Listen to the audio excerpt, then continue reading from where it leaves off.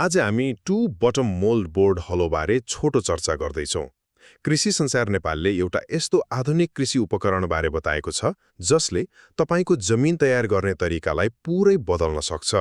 अब यो परम्परागत हलोभन्दा फरक कसरी छ भन्दा यसमा दुईवटा घुमाउरा फलामका पाताहरू मतलब मोल्ड बोर्ड हुन्छन्। हो, यिनै पाताले माटोलाई सर्र पल्टाउँछन् जसले गर्दा काम दोब्बर छिटो हुन्छ। त्यसो भए यसले किसानलाई खासमा के फाइदा दिन्छ त? ल, तीनवटा मुख्य कुरा हेरौँ है।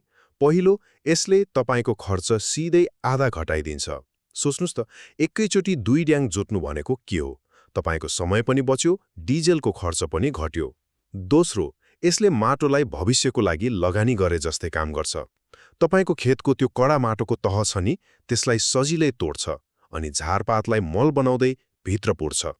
यसले गर्दा जमिन बिग्रनबाट जोगिन्छ र उत्पादन पनि बढ्छ।